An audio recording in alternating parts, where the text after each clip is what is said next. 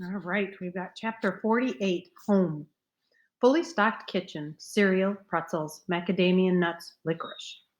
Jules picked up the jar of nuts. I love these. Freezer with ice cream, waffles, popsicles, ravioli, frozen peas.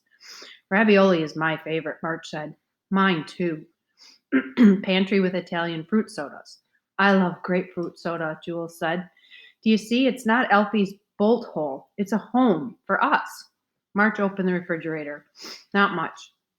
A half full takeout container, protein drinks, and one bottle of champagne with enameled flowers on the bottle. That's Blue's favorite champagne, Jules said. Was she supposed to live here too? He wouldn't want to take her from you, March said, shrugging. Come and see our rooms. The bedrooms were down a spiral staircase. One bedroom with books world history, mysteries, and fantasy, March's room. One bedroom with drawing pads and pencils and a turntable and a stack of old records from the 1980s. Jules flipped through the records. Susie and the Banshees. I can't believe it. And the Smiths. How did he know? He paid attention, March said. He promised us a home, and he really did it. He really did. Jules shook her head in disbelief. It's almost like he's here, isn't it? He chose everything. She put her hand on a wooden hairbrush, and everything is perfect. Where did he come up with all the dough? March asked, but he already knew the answer. He'd been pulling a lot of jobs the past 2 years. He'd disappear for days. Once he was gone for 2 weeks, and we were living thin. That's what Elfie called it when we didn't have cash. A temporary period of living thin, he'd say. Jules sat on the edge of the bed. To see all this, to imagine that it could have happened. We could have lived here with our dad. It hurts, and it makes me mad. She punched a lilac pillow. This is my favorite color. We never had anything like this. Mostly I had a bunch of rented flats, hotel rooms. But you spent day after day, month after month, year after year with him. How many breakfasts, lunches, and dinners is that? I didn't count, March spoke carefully. Her sudden anger was like a light switch, illuminating the pain in her eyes. When you've got a dad, you don't have to. Did he buy you t-shirts and sneakers? Did he take your temperature when you were sick? Did he tell you he was proud of you? Did he make you laugh? Yeah, March said. He met Jules' anger with as much gentleness as he had. He did all those things. She crossed her arms and swung one leg hard. Good for you, then. Look around. He wanted to do those things for you, too. I get that, but it just makes me feel worse. Why didn't he tell us about each other? Why couldn't we have faced it together? He wanted to protect us. I think that. After our birthdays, he would have found a way to get us here. He probably would have made it a huge surprise. Bought a red convertible and filled it with balloons. Drove us here after a swanky lunch. Jules gave a reluctant smile. I haven't let myself remember the good stuff. He was fun. Once when I was 5, he came to Paris and took me out for ice cream. For breakfast. The best shop in Paris. He knew the owner. And the shop was open just for me. Then he played the accordion. Only he was so awful. I was laughing so hard. She started to laugh, and then suddenly she was crying. March picked up her hand and squeezed it. I just wish he'd told me. I just wish I'd known. She cried harder, sobbing. It's not fair. It's not fair that he's dead either, March said. We should have been here with him. We should have lived this future. Oscar stole it. He's still stealing it. She scrubbed her face with his fists. We're going to get him. We sure are. They jumped when they heard a short knock at the door. Relax, it's Izzy, Jules said. Oscar wouldn't knock. They ran up the stairs and looked through the peephole. Izzy was outside, shifting her feet nervously. Dog food and root beer make excellent vomit, Izzy said as she hurried inside. Unbelievably gross. He went for a mop and disinfectant. Did you find the stones? March exchanged a guilty glance at Jules. Not yet. Ready to check out his digital profile? That's what I'm here for. They crossed to the master bedroom, Elfie's bedroom. Oscar had made himself at home. Shopping bags were tossed in a corner. Inside the closet was a new wardrobe of designer clothes with shocking price tags.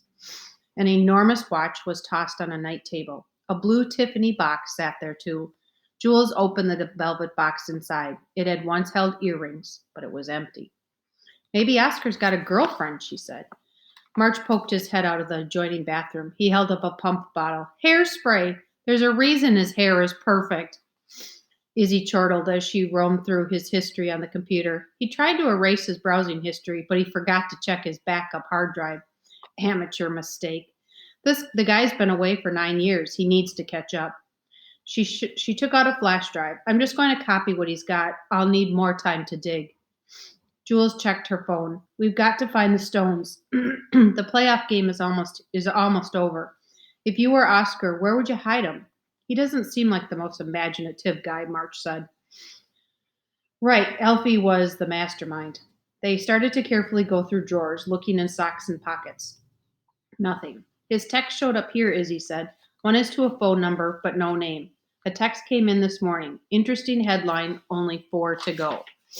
The headline from the Post about the widow's knot, Jules said, and 4 to go must mean moonstones. Oscar's got a silent partner? March wondered. Did he reply? He just said, on ice. Seriously? March and Jules asked together. They looked at each other. He couldn't be that unimaginative, March said. Yeah, he could. March thought back to the contents of the freezer. I hate peas, he said. Jules raised an eyebrow. Me too. Chapter 49, Peas and Thank You. They raced to the kitchen. March flung open the freezer door. He grabbed the bag of peas and emptied it out in the sink. 3 moonstones tumbled out. They picked up the reflection of the stainless steel sink and gleamed like perfect drops of moonlight. Not quite blue, not quite white, not quite silver, but iridescently beautiful. Something cool and shivery tiptoed on March's spine. Jules gave a spurt of nervous laughter. I don't know why I'm so spooked. Maybe because the Stones say we're going to die in less than a week? Yeah, maybe that. March picked up the moonstones. The tips of his fingers tingled as he slipped them into his pocket. And now we have 4, he said. 3 to go. With a brisk gesture, Jules scooped the peas back in the bag and put it in the freezer. March's phone buzzed with a text from Mickey. Oscar left bar. Get out now. Panic shot through March. Izzy, he yelled. Gotta move. They ran back to Oscar's bedroom. Almost done, Izzy said, fingers on the flash drive. They danced, their apprehension as Izzy removed the flash drive and closed the computer. The sucker is jogging home. Get out. We can't go down the elevator, March said. He'll see us. Stairs. We'll just dump us in the lobby, Izzy said. Terrace? Jules said. We can drop into the alley. Terrace? March gulped. Terrace? It's high. It's our only shot. He's at the front door. Darius is here. Where are you? Just go, Jules yelled. I'll meet you out there. March and Izzy ran through the apartment, opened the French doors, and escaped out into the open air. A fresh breeze twirled around them from the river. Everything seemed so tranquil up there. A few pedestrians walking along, a boat chugging by. It seemed impossible that at any moment a killer could walk in the door. Jules ran onto the terrace, holding a cable and some fabric. Oscar kept the rigging. As she spoke, she looped a cable around one of the railing posts, then clipped a carbiner on. Aerial silk is really strong. It will hold us, but not all 3 at one time. March, you go first. Your weight will steady it for Iz. I'm going to climb down on a scarf? Izzy asked. March looked down over the railing. He felt his stomach drop. It's a long way down. He met her gaze, hoping his own didn't reflect his panic. He didn't have to tell her. He saw the same fear mirrored in her eyes, the dream, falling. It's not a cliff, she said, and we don't have a choice. His phone buzzed. On elevator, you are out of time. Chapter 50, A Long Way Down. Jules's voice rattled with urgency. Wrap the fabric around one ankle, put one foot over the other like this, and just lower yourself down. Go as quickly as you can. I'll be last. Oh, wait, one more thing. Hold out your hands. March held out his hands, palms up. She took the hair spray from Oscar's bathroom out of her pocket and sprayed his hands. Old-timers trick when you don't have rosin or chalk. It'll help with your grip. He grabbed what felt like extremely flimsy fabric and lowered himself over. The fabric swung and slammed him against the building. Pure screaming adrenaline rushed through him. The stone of the wall scraped his cheek, like the dream. Gently, Jules snapped. Hurry! Even while wondering how gently and hurry could coexist, He twisted the material around one ankle, put one foot over the other, and started to slide down. He tried not to look at the brick alley below, tried not to think of his father falling, of the ground rushing up at you before you hit. He was glad Jules had sprayed his sweaty palms. It helped him keep a grip. He felt the pull as Izzy swung onto the material, Jules steadying her until she was ready to slide down. Izzy clung so hard that she couldn't move. Jules gave a quick, startled glance over her shoulder, as if she'd heard something. She looked down at March and mouthed, Oscar. He must be in the apartment now. They had run out of time.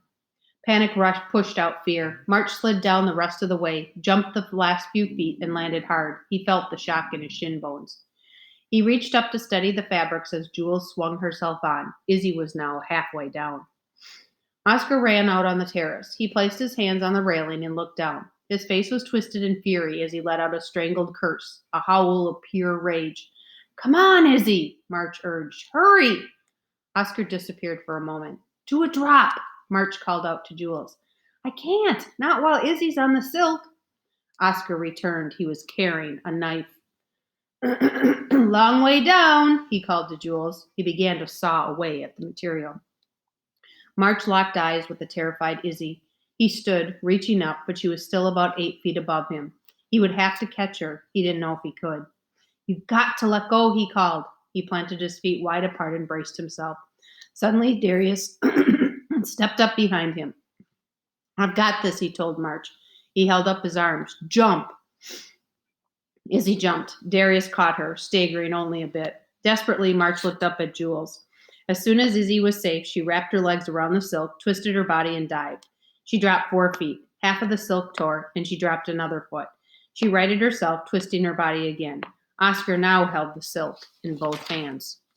He began to haul her up. How high do you want to drop from, Jules? He taunted. The motion of the silk caused her to swing crazily. Jules used the motion to kick off from the building. The momentum of the swing sent her toward the wall of the other building. March gasped as she let go of the silk, flew midair, and grabbed the end of a fire escape with one hand. The other hand snatched at the air. She's going to fall. March ran underneath the fire escape. She was 3 stories above him. He couldn't catch her. He would watch, helpless, as she fell. His brain roared, No! Izzy gasped, her fist in her mouth. Please, please, please, please, please. He looked up at Jules, swinging by one hand. Hang on, hang on. Jules' face was contorted with effort. Slowly, she swung by one hand. The other one reached out, shaking with the effort. Like the hand in my dream, shaking. And suddenly, he felt the moonstones in his secret pocket, as if they had weight and heat, and it was as though they were willing her to fall. As if they both had walked into the prophecy and tempted it. No! March shouted. Hang on! And her hand slapped against the railing of the fire escape. She grabbed it. For a moment, her cheek pressed against the metal, and she took a breath. Now! March yelled. In a series of movements that flowed like swiftly running water, Jules hoisted herself onto the fire escape. She ran down, around and around, grabbed the final ladder, released the mechanism, and the ladder clanged down. She scrambled down and jumped the last few feet. You won't get away with this! Oscar screamed. He turned and ran off the terrace. He's coming for us, March said, reaching for Jules' hand.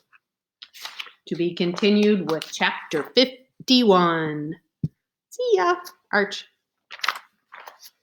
Say see ya. See ya.